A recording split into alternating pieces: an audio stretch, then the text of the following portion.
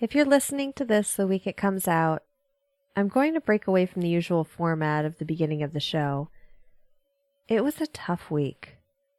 Sunday night, 59 people were killed and more than 520 people were injured when a gunman shot down a group of 2,200 concert-goers from the 32nd floor of the Mandalay Bay Resort and Casino in Las Vegas, Nevada. This is now the deadliest mass shooting in recent history. Monday morning was not only a day of somber mourning, head-shaking, anger, and grief, but breaking through all that bleakness were people like Chris, who hosts Faces and Aces Las Vegas. He tweeted updates and offered suggestions for how people could help. And in the Story Behind discussion group on Facebook, I want to thank everyone who contributed stories and their memories of the good times they had in Las Vegas. Scott, Jared, Hannah, Mona, Ro, Glenn, and Jessica. It may seem weird to try to do an episode about a whole city, and I will be the first to admit that I can never fully do it justice. But the more I thought about this bright, bustling city in the middle of a desert, the more interested I became in its history. I'm your host, Emily Prokop, and this is the story behind Las Vegas.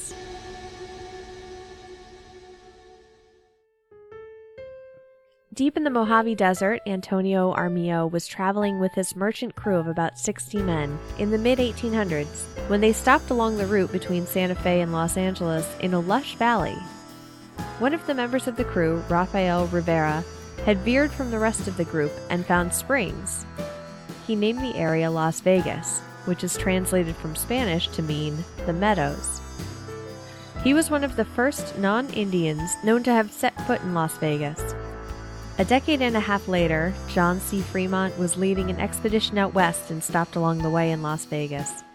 And if you're from the area or have visited, this is the same Fremont the famous street is named for. When railroads were being built toward the end of the 19th century, developers began to settle into Las Vegas, which was now a part of the United States when Nevada was admitted to the Union in 1864. Soon there was a bustling little town, reminiscent of what you would find in old westerns. The city was founded in 1905 and was considered a railroad town and rest stop because of its natural springs and water availability. This little town would soon become the heart of Nevada's economy. Vegas became known for its quickie divorces as early as the 1900s, since the state's migratory law meant if you stayed there for a certain amount of time, you were considered divorced from your spouse. The law went from 6 months to 3 months to 6 weeks by 1931, which spurred the nickname the 6-week split. Dude ranches popped up in the area to accommodate such travelers, but it's not just known for fast divorces. It's also associated with even faster marriages, since the laws didn't require a waiting period or blood test. The first wedding chapel on the Strip was established in 1942, called the Little Church of the West. And Vegas has since become a running theme among sitcoms and movies for on-the-fly weddings. And as someone who has done 2 of them, I can attest both times I was getting married, I looked at my future spouse and said, "This is too hard. Let's just elope to Vegas." In addition to wedding chapels, for a place nicknamed Sin City, it's a bit surprising to find out that Las Vegas ranks pretty high on lists of places with the most houses of worship per capita. There's even a rumor of people putting casino chips in offering plates, and a pun-inducing story of a monk who would use those chips to gamble on behalf of his church. But no one has seen said chipmunk. I told you it was pun-inducing.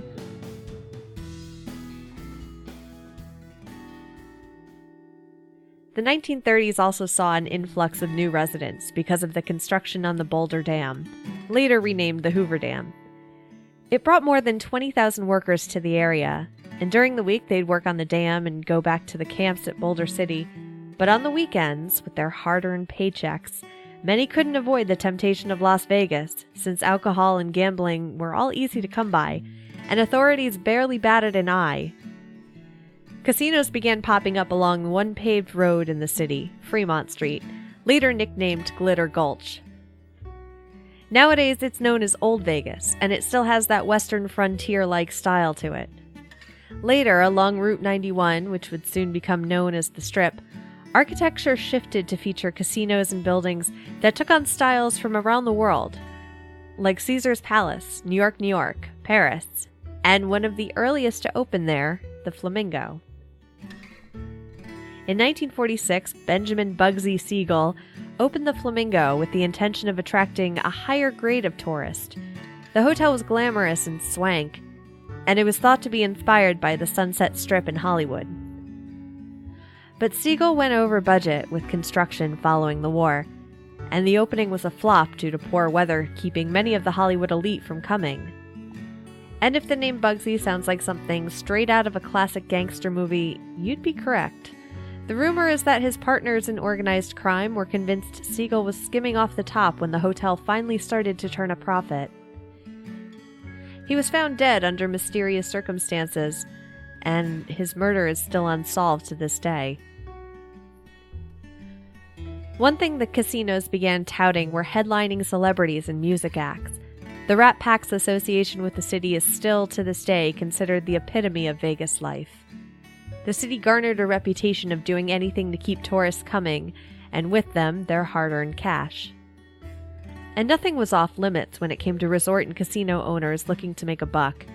This included desegregation, when black performers began threatening to quit if they weren't allowed to attend the lounge parties afterward, or stay in the hotels they played in, or integrate black audience members to watch them perform.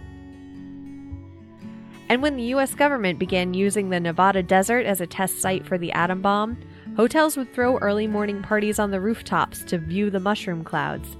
They would create fancy cocktails for the occasion, and even hold contests for ladies to crown Miss Atomic Bomb. Hotels became bigger, flashier, and as restrictions around the country on marriage, divorce, drinking, and gambling let up, it started to lose its edge as Sin City and became what we know it today, a hot spot for tourists and fun.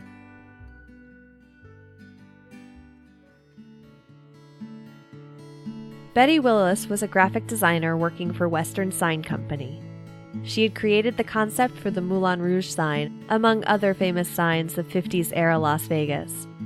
But she is most known for the sign she created that adorns every piece of Las Vegas memorabilia and piece of art you could possibly think of, including the show art for this episode. She is the designer of the Welcome to Fabulous Las Vegas sign.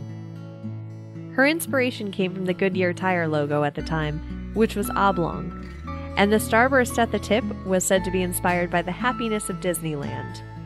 If you can picture the sign, the letters of the word welcome are in circles. These are meant to represent silver dollars to bring gamblers luck. There was a point of contention about the back of the sign, on which colleagues urged Willis to write the message, "Keep Vegas green." And remember, this is the 50s, so green didn't mean environmentally friendly. It was referring to cash that would roll in.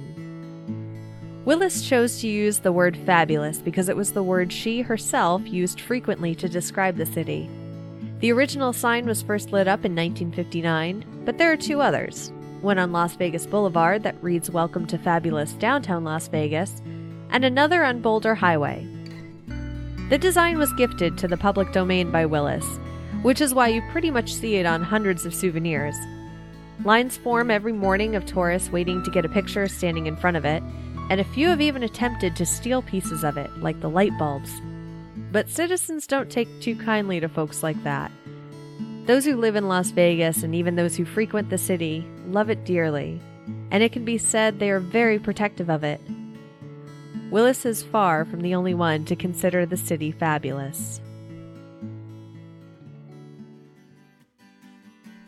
Information for this episode was sourced from History.com, the documentary The Real History of Las Vegas, the Las Vegas Review-Journal, and more links which can be found in the show notes at thestorybehindpodcast.com.